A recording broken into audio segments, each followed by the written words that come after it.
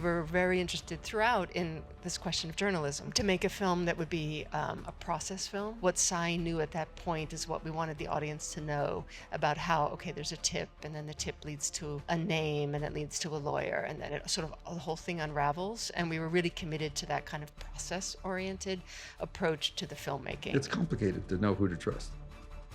You know, I barely trust you guys. 20 years since you asked Cy to make this movie. To start, I'd love to get a sense of what those 20 years look like in terms of your relationship to his work and your idea of what a film about him could be. Did it change at all in the time between when you first asked him and when he finally agreed to do it? Yeah, so I'd known Cy's work, and I had a feeling that investigative journalism was under threat, and that Cy's body of work was something that could speak about that, because he was talking about what was happening in the post 9/11 era in a way that I didn't think many journalists were. In 2005, I reached out to him. He was very generous, invited me to his office, and there were mountains of notebooks. He was, charming, and so I could see the film immediately.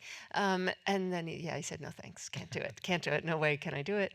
Good luck, kiddo. My original proposition was to do something more observational, cinema verite, follow Cy, meeting with sources, working at the New Yorker, and which was just all off limits because of the sensitivity around his sources.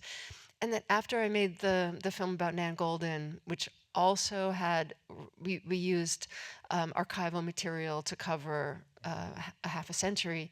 And that's kind of where I thought, okay, I can do this in a different way that wouldn't have to be in the room with him as he was meeting sources. And then Olivia Streisand, who worked on All the Beauty, started doing research. She's an incredible archival producer and is the producer on this film. And then we started to see the material, and I said, okay, yeah, we can do this, because there was such an incredible archive. You also have a co-director on this film, Mark, and I think is your first since your debut feature? Since Flag Wars, yeah. Yeah.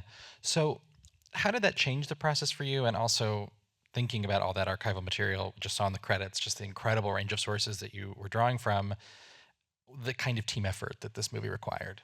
Yeah, when I reached out to Cy, he and Mark had also that was coming on to the anniversary of the Vietnam War, and they were thinking about doing something, so that Cy said, talk to Mark, and we had a conversation, and we thought, like, okay, we can team up, and I think the combination, really gave Cy some belief in us. I was going to say trust, but then you learn early that trust is something that, Cy had, but also, never total. Complicated. Yeah, it's complicated. Trust is complicated.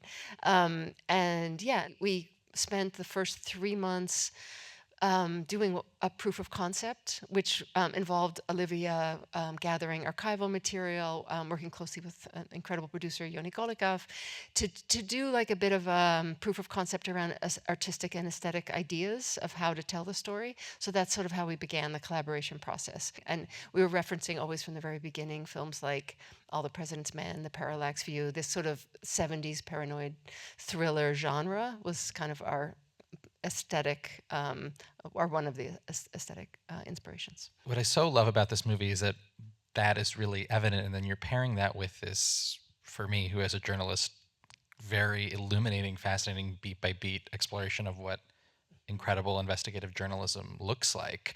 How did you sort of figure out the way to tell that story structurally within the framework you're talking about? Right. I mean, the first thing I would say is it was completely daunting and overwhelming.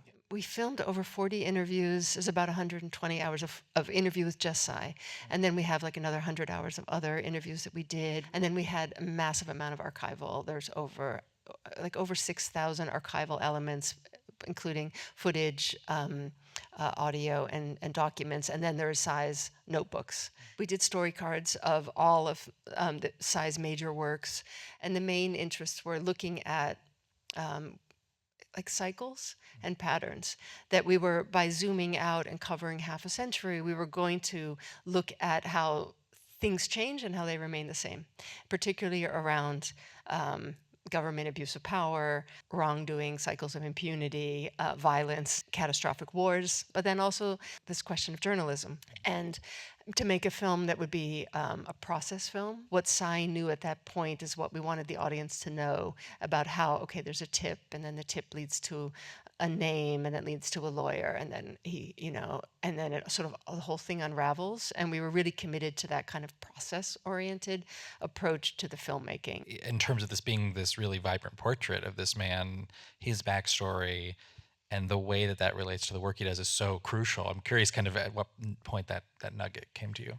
Yeah, I mean, we always knew it was incredibly important that we understand his kind of growing up in Chicago, son of immigrants, and the silence in the room, and his kind of bullshit meter, and his desire to sort of speak truth. That was just really important of how he became a journalist. He spent time trying to decide when would we meet Sai or understand Sai's motivation or like where he comes from, and that moved many times in the storytelling, and we realized that we really kind of wanted to dive in quickly into him as a reporter. When we began the film, he was reporting at Substack, and then during the course of filming he started reporting about the atrocities happening in Gaza.